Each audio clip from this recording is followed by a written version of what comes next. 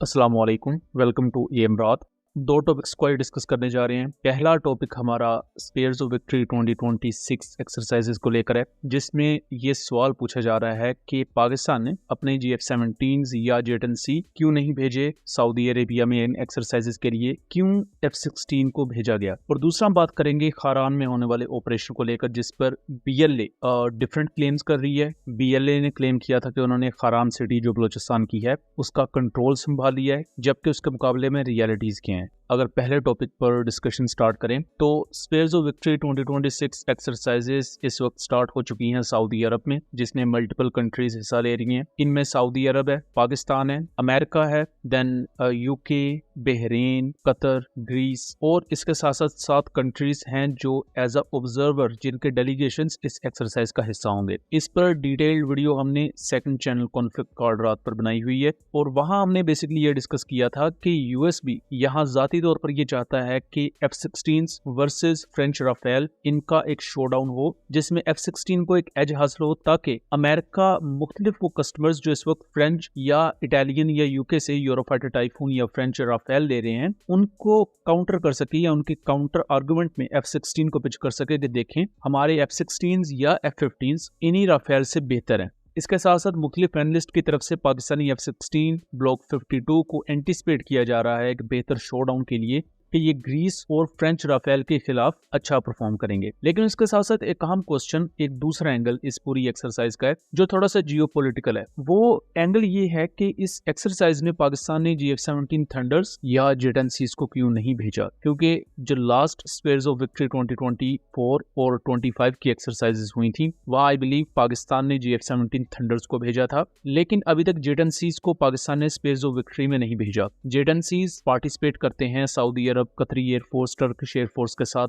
Indus shield exercises में, जो कि पाकिस्तान में ही कंडक्ट की जाती हैं। बट यहाँ मुख्तलिफ कंट्रीज अपना वेस्टर्न इक्विपमेंट जरूर लेकर आती हैं। मींस हम टर्किश F-16, सऊदी F-15 जो कि अमेरिकन मेड है दोनों, इनका मुकाबला पाकिस्तानी J-10C से देख चुके हैं इंडस शील्ड एक्सरसाइजेस में। लेकिन सऊदी अरब पाकिस्तान ने क्यों नहीं भेजा? पहली चीज तो यहाँ जियोपॉलिटिकल रीजन है कि चाइनीज J-10C को पाकिस्तान सऊदी अरब मिलिट्री एक्सरसाइजेस के लिए नहीं भेजेगा, जहां ग्रीस के राफेल, फ्रेंच राफेल और सबसे बढ़कर अमेरिकन एयरफोर्स डायरेक्टली हिस्सा ले रही है। प्लस अमेरिकन एयरफोर्स के साथ साथ यहाँ अमेरिका के बहुत करीबी इत्तेहादी यानी कि यूनाइटेड किंगडम, इटली और फ्रांस भी पार्टिसिपेट कर रहे हैं। सो यहाँ चाइना की तरफ से रिस्ट्रिक्शंस आपको होती है कि आप ऐसी पर्टिकुलर एक्सरसाइजेस में कोर चाइनीज इक्विपमेंट को नहीं लेकर जा सकते। लेकिन जहां तक अगर GF-17 थंडर की बात है तो इससे पहले होने वाली एक्सरसाइजेस में GF-17 ही पार्टिसिपेट करते रहे हैं और ऐसा नहीं होता कि आप एक ही इक्विपमेंट को बार बार मुख्तलिफ एक्सरसाइजेस में लेकर जाएं। आप रोटेशन रखते हैं कि अगर इस दफा आपका ये पर्टिकुलर एयरक्राफ्ट गया है, लेट्स सपोज GF-17 थंडर गया है, तो अगली दफा आपके F-16 जाएंगे। और ये भी पॉसिबल है कि J-35 के आने के बाद J-10C को लेकर पाकिस्तान मुख्तलिफ एक्सरसाइजेस में अब्रोड जाए और हमें सऊदी अरब या तुर्की में होने वाली एक्सरसाइजेस में J-10Cs भी इन एक्शन नजर आए। अब अगर दूसरे टॉपिक पर आ जाएं तो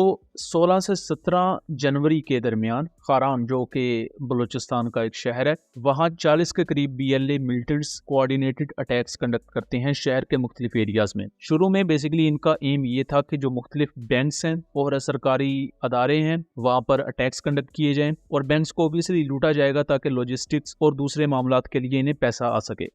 अब यहाँ एक आम चीज समझें कि BLA जब ये अटैक करती है तो साथ ही वो कुछ वीडियोस वगैरह भी पब्लिश करती है जिससे ये तासुर दिया जाता है कि पूरे शहर पर BLA कंट्रोल हासिल कर चुकी है। जैसा कि इससे पहले भी BLA TTP जैसी मिलिटेंट्स ये करते हैं कि वो एक रोड पर जाके एक वीडियो बनाते हैं और सिक्योरिटी फोर्सेस के आने से पहले वहां से गायब हो जाते हैं और वीडियो बना के वो एक नैरेटिव ये प्रिवेल करवा देते हैं कि देखें हमने इस पर्टिकुलर सड़क का कंट्रोल हासिल कर लिया है। लेकिन जैसा कि हम जानते हैं कि इस तरह की मिलिटेंट ऑर्गेनाइजेशन एक प्रॉपर प्रोफेशनल आर्मी से 1-on-1 नहीं लड़ सकती। उसकी वजह यह है कि ये गोरिल्ला टैक्टिक्स को यूज करते हैं कि छुपकर घात लगाकर अटैक करना, ना कि 1-on-1 आके लड़ना फॉर्मेशंस की सूरत में। तो जब पाकिस्तानी सिक्योरिटी फोर्सेस खास तौर पर इस कोऑर्डिनेटेड अटैक को काउंटर करने के लिए पाकिस्तान ने ड्रोन्स को डिप्लॉय किया प्लस SSG को डिप्लॉय किया गया था, बिकॉज मुख्तलिफ ऐसे एरियाज में BLA ने अटैक किया था जहां सिविलियंस थे। तो अगर नॉर्मल आर्मी को ज्यादा तादाद में या इवन नॉर्मल सिक्योरिटी फोर्सेस जिनमें इवन आपकी पुलिस और FC आ जाती है उन्हें डिप्लॉय किया जाता, तो यहाँ सिविलियन कैजुअलिटीज भी हो सकती थी जो कि हम माजी की ऑपरेशन में देख चुके हैं। तो इसलिए यहाँ स्पेशल फोर्सेस को डिप्लॉय किया गया